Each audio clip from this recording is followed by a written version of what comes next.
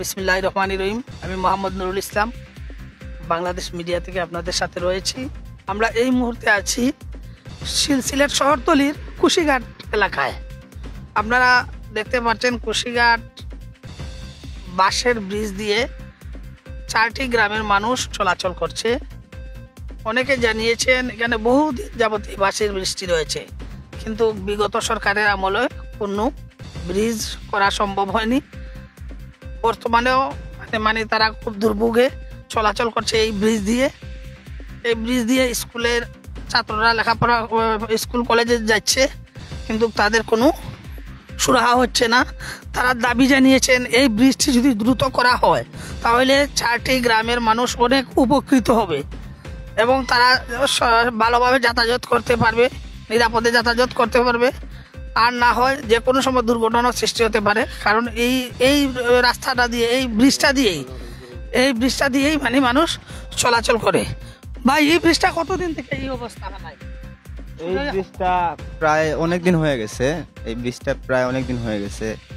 দীর্ঘদিন থেকে এটা হবে বলে আর হচ্ছে না।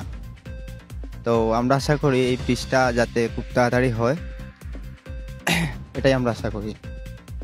আমার ভাই দাবি জানাচ্ছেন যে বহুদিন থেকে এই ব্রিজটা এভাবেই পড়ে আছে, কিন্তু তারা কোনো কাজ না করা, বিগত সরকারে কোনো কাজ না করা, এভাবেই পড়ে আছে ব্রিজটি।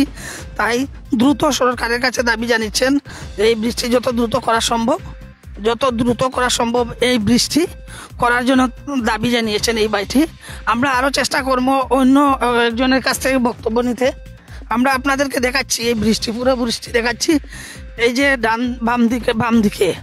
বাম দিকের অবস্থা, আর বাম দিকের অবস্থায় যে নদী রয়েছে, এই নদী পারাপার হতে হলে এই বাঁশের ব্রিজ দিয়ে চলাচল করতে হয়। এছাড়া 4টি গ্রামের কোনো আর রাস্তা নাই, আর বিকল্প কোনো রাস্তা নাই। এই ব্রিজটি তাদের একমাত্র ভরসা।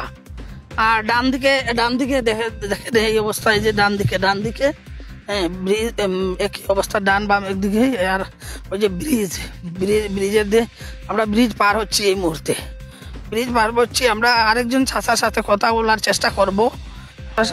আচ্ছা চাচা, এই ব্রিজটা কতদিন থেকে এই অবস্থা? এটা 50 বছর ধরে, 15-20 বছর ধরে। তোমার 50 বছর। তোমার বয়স কত?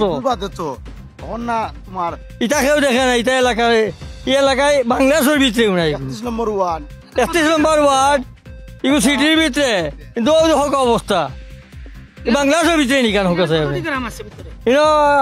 মানে 50টা গ্রাম আছে ভাই সামনে। মানুষ ডেইলি হাজার মানুষ যায় না। স্কুল আছে সব স্কুল, পাঠশালা স্কুল, স্কুল ওখানে দিয়ে যায়। কত ছাত্র মরিয়া আছে। চাচা জানিয়েছেন এই রাস্তায় একমাত্র ভরসা, আর তাদের চলাচলের কোনো রাস্তা নাই। এই কতটি গ্রামের মানুষ ওই রাস্তা দিয়ে, বাঁশের ব্রিজ দিয়ে চলাচল করে।